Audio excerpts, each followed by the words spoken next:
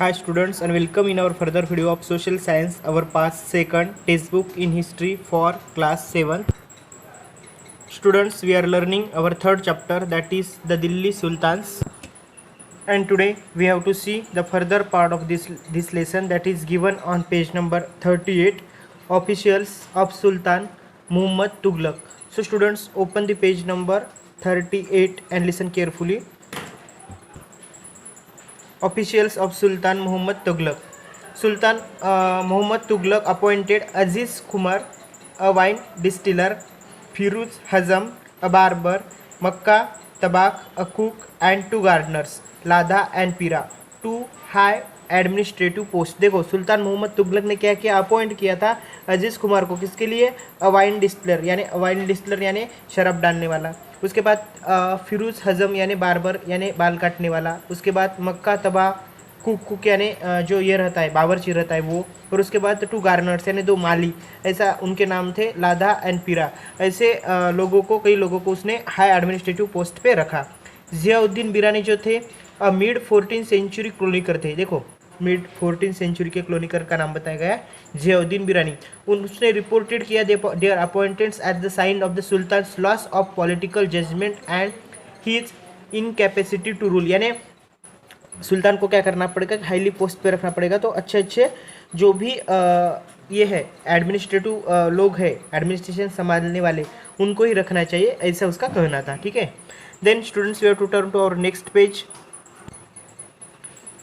Next page. Like the earlier sultans, the Khalji and Tughlaq monarchs appointed military commanders as governors of territories of various size. तो क्या किया बाद में, जो भी अर्लियर सुल्तान थे खलजी एंड तुगलक, उन्होंने अपॉइंट किया मिलिट्री कमांडर्स को. किसके लिए? वेरियस साइज के टेरिटरीज को संभालने के लिए, गवर्न करने के लिए. दिस लैंड्स वेयर कॉल्ड इक्ता, और उनको वहाँ पे जो जमीन थे उनको इक्ता कहते थे. And their holders was called iqtadar और मुक्ति. देखो, जो भी लैंड जमीन थी उसको इक्ता कहते थे, और वो संभालने वाले यानी होल्डर्स रहते थे, यानी जो ज़मीन पे उनका हाथ रहता था उनको इक्तादार और मुक्ति भी कहते थे. ठीक है. द ड्यूटी ऑफ द मुक्तिस, अभी मुक्तिस यानी इक्तादार मुक्ति जो थे उनकी ड्यूटी क्या थी? Was to lead military campaign and maintain law and orders in their iqtas. अपने खुद की इक्ता में पूरा न्याय संभालना है, ऑर्डर फॉलो करने हैं, सब बातें जो भी इक्तदार थे उनको करनी पड़ती थी. In exchange of their military services, the Muktis collected the revenues from their assigned rate of salary. और एक्सचेंज में अभी क्या करते थे, देखो, मुक्तिज क्या करते थे, मिलिट्री सर्विस प्रोवाइड करते थे सुल्तान को. तो उसके लिए क्या करते थे, मुक्तिज टैक्स इकट्ठा करते थे सैलरी के हिसाब से. ठीक है. They also paid their soldiers from this revenues, और जो भी टैक्स आता था उससे अपने सोल्जर की भी जो पगार रहती है, सैलरी रहती है, वो उससे वो करते थे. ठीक है.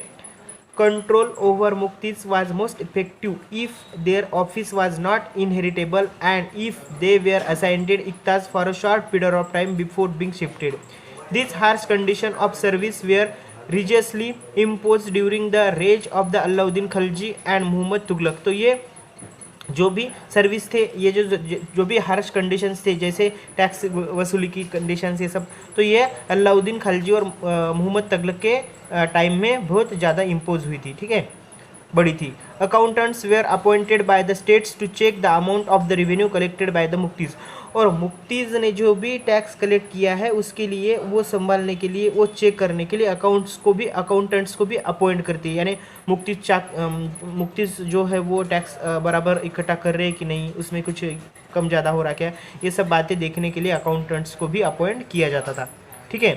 केयर वॉज टेकन दैट मुक्ति collected only the tax prescribed by the state and that he kept the record number of soldiers. यानी केयर ली जाती थी, जो भी मुक्ति ने टैक्स इकट्ठा किए हैं वो स्टेट में के प्रिस्क्राइब किए वाले हैं कि नहीं, और उसने जो भी नंबर्स ऑफ सोल्जर्स उसका रिकॉर्ड है कि नहीं, कितने रिक्वायर्ड लगती है, सब बातें देखकर उसकी केयर की जाती थी. ठीक है. उसके बाद का पोर्शन हमें देखना है बच्चों.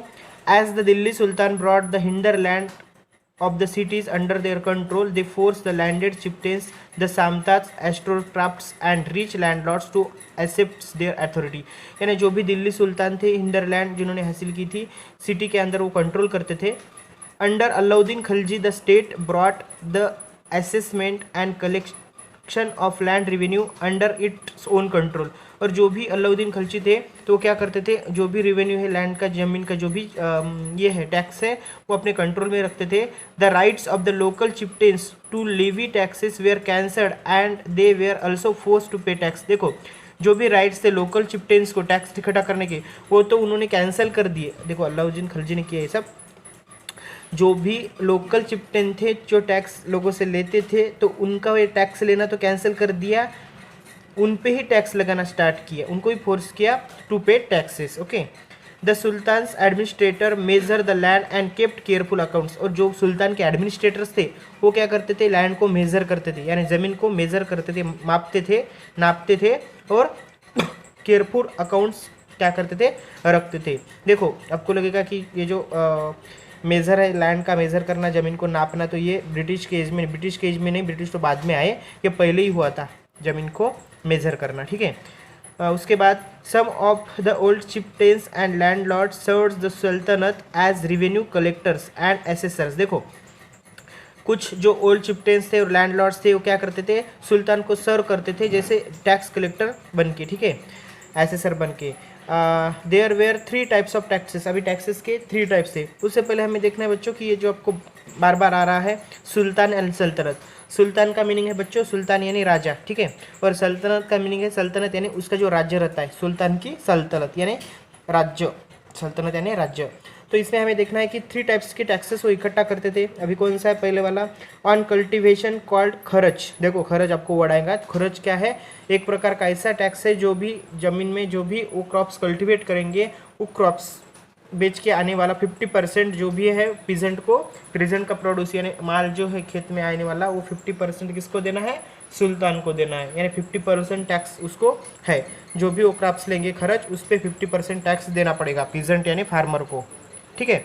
सेकंड नंबर का टैक्स किस पे है, ऑन कैटल, यानी जो भी जानवर वो पालते हैं उन जानवरों पे जो टैक्स लगता है वो देना पड़ेगा। और उसके बाद ऑन हाउसेज, यानी खुद के जो घर है उन घरों पे भी उनको टैक्स देना पड़ेगा, ठीक है।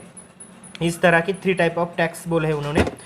Then students, it is important to remember that large parts of the subcontinent remained outside the control of the Delhi sultans.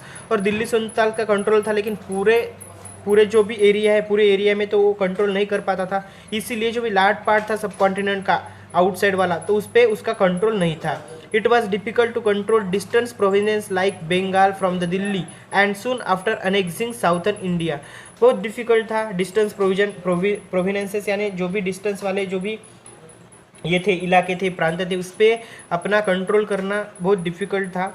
इसीलिए जैसे बंगाल है और उसके बाद जो भी साउथर्न इंडिया है उस पर the entire reason become independent. और बाद में तो एंटायर रीजन इंडिपेंडेंट ही हो गया, पहले ही उसका ध्यान नहीं था। Even in the Gangetic plains यानी ये एरिया कहाँ का बताया आपको, नॉर्थन एरिया है। There were forested areas, next page, forested areas that sultanate force could not penetrate, यानी सल्तन की जो भी फोर्स थे वो वहाँ पे घुस नहीं पाई थी वो एरिया में, ठीक है। Local chieftains establish their rules in the region. Sometimes rulers like Alauddin Khilji and Mohammad Tughlaq could force their control in this areas but only for the short duration. वहाँ पे कंट्रोल करने की कोशिश की इस एरिया में किसने, अलाउद्दीन खिलजी एंड मोहम्मद तुगलक ने, लेकिन उनका कंट्रोल थोड़ी शॉर्ट पीरियड की था, कंट्रोल नहीं कर पाए, ठीक है। उसके बाद बच्चों आपको बताया गया है थोड़ा सा अलग पार्ट बताया गया है, चिफ्टेन्स एंड देयर फोर्टिफिकेशंस, यानी चिफ्टेन्स यानी कौन, बड़े बड़े लोग और उनके जो भी बड़े बड़े किले थे, फोर्टिफिकेशन, उसके बारे में आपको यहाँ पे इंफॉर्मेशन बताइए। इब्न बतूता के बारे में। इब्न बतूता कौन था, Ibn Battuta 14th century traveller था, 14th सेंचुरी का एक ट्रैवलर था, प्रवासी था, फ्रॉम मोरक्को, अफ्रीका से। एक्सप्लेन द चिफ्टेन समटाइम्स, चिफ्टेन के बारे में एक्सप्लेनेशन बताया उसने।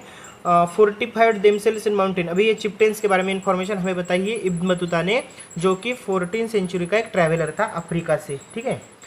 fortified themselves in mountains and rocky uneven and rich places as well as the bamboo groves, यानी ये खुद को फोर्टिफाइड करते थे, रहते थे माउंटेनियस एरिया में, रॉकी एरिया में रहते थे, और खुद को ऐसे प्लेस पे रखते थे जो बम्बू की ग्रोज में होती है, ज़्यादातर बम्बू के जो भी घरों में रहते थे।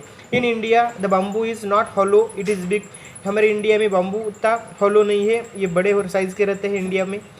It's several parts are so intertwined that even fire can not affect them, यानी इतने पार्ट्स उसके इंटरविंग्ड रहते थे कि उसको आग से भी कुछ असर नहीं हो सकता। And they are on the whole every strong, पूरे स्ट्रांग रहते हैं ये।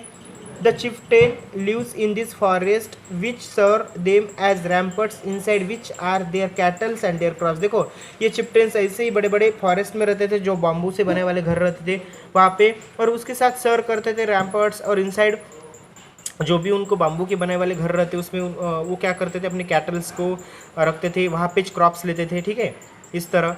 There is also water from them within, वहाँ पे उनके लिए पानी रहता था, वाटर की भी अवेलेबिलिटी रहती थी।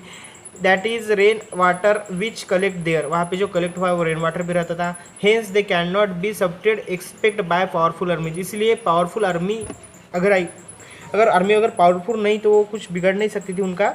Who entering this forest cut down the bamboos with specially prepare instruments, और ये यहाँ पे इस तरह अपना बम्बू के साथ जीवन बिताते थे। पूरी इनके घर भी उसके रहते थे। उसके बाद जो भी बम्बू को कट डाउन करते, स्पेशली प्रिपेयर्ड इंस्ट्रूमेंट भी वो यूज़ करते थे। बम्बू के फॉरेस्ट में ही रहते थे, वहाँ पे अपने एनिमल्स को भी वहाँ पे वो क्या करते थे, संभालते थे, ठीक है, इस तरह। इसके बाद वाला जो फर्दर टॉपिक है, further part we will see in the next video.